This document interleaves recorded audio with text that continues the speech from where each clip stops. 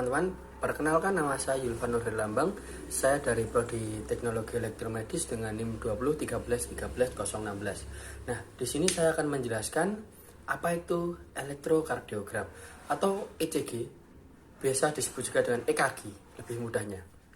Nah, di sini yang pertama pengertian dari EKG tersebut adalah alat tes medis yang digunakan untuk mendeteksi kelainan pada jantung dengan mengukur aktivitas yang dihasilkan oleh jantung sebagaimana jantung berkontraksi.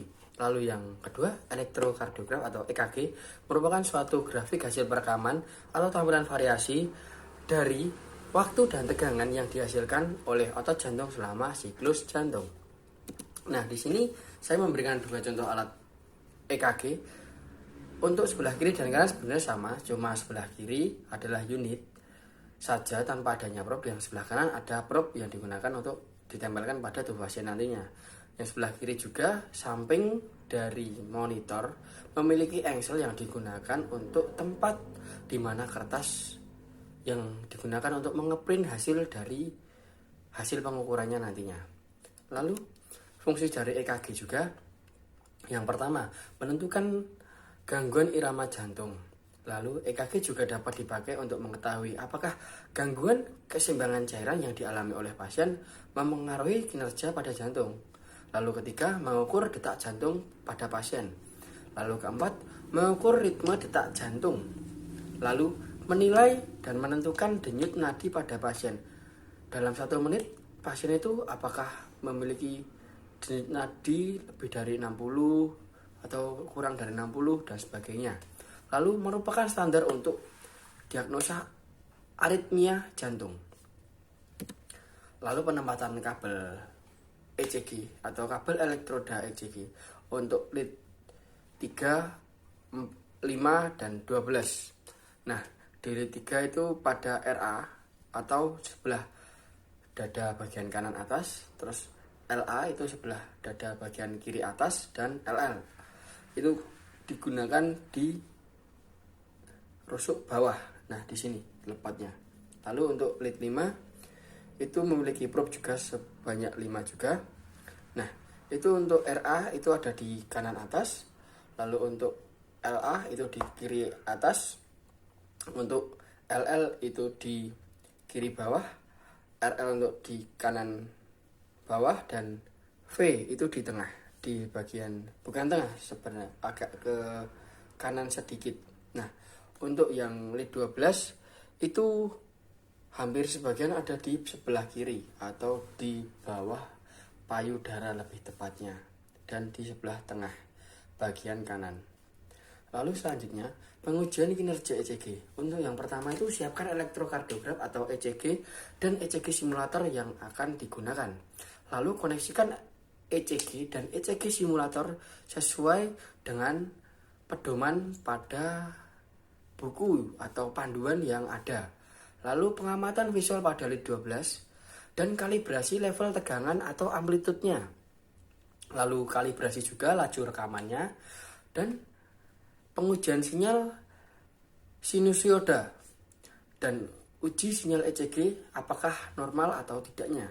Nah, terus alat kalibrasi pada ECG. Nah, di sini saya akan menyinggung sedikit tentang alat kalibrasi pada ECG.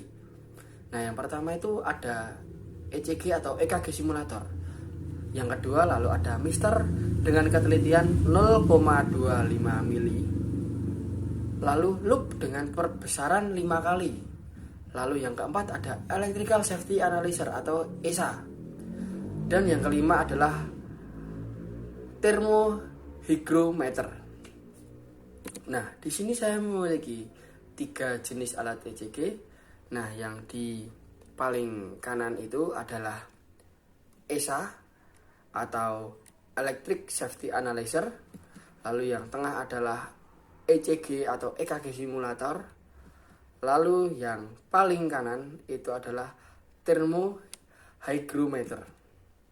Nah, lalu cara dan langkah kalibrasi ECG. Nah, ini sebagian orang mungkin belum tahu ya untuk langkah dan kalibrasinya.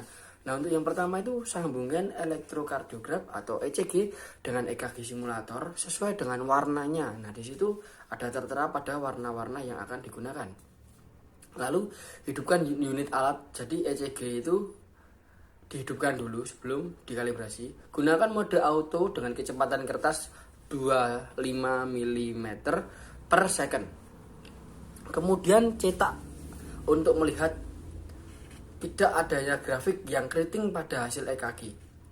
Lalu yang ketiga, atur lead dengan cara menekan tombol lead sampai muncul lead 2. Ingat, lead 2 yang digunakan untuk kalibrasi ECG ini. Lalu gunakan mode manual, lalu ubah heart rate atau BPM menggunakan sesuai gambar lembar kerja.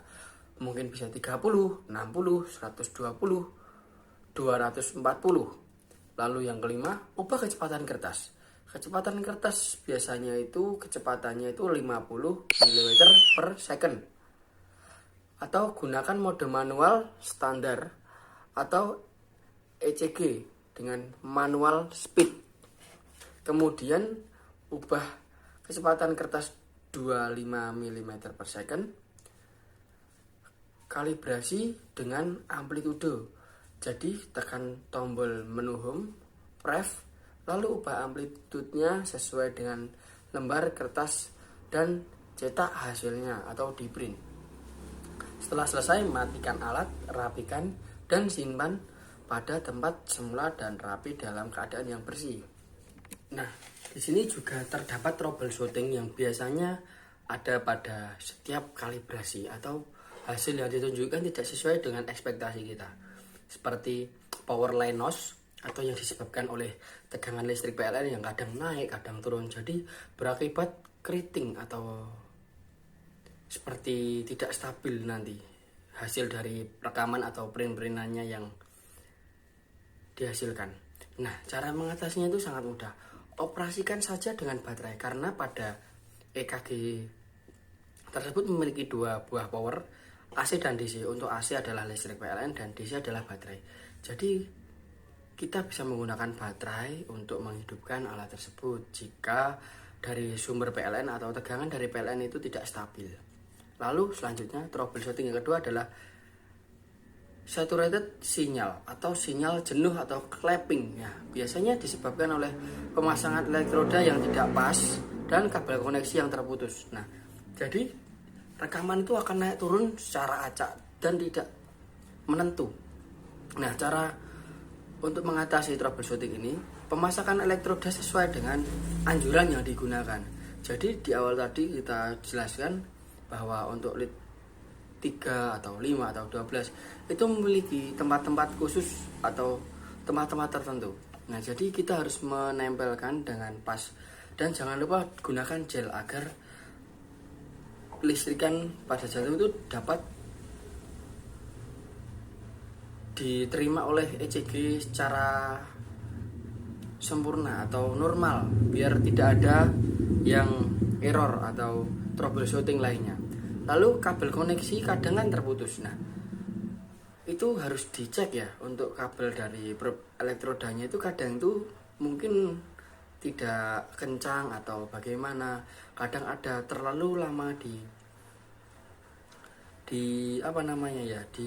tekuk-tekuk itu, jadi nanti dalamnya mungkin dari luar, tampak luar mungkin tidak ada masalah apa-apa, tapi untuk dalam biasanya itu terjadi patahan-patahan kecil ya yang berakibat pada penurunan dari sinyal yang akan dihubungkan dari pasien ke alat tersebut.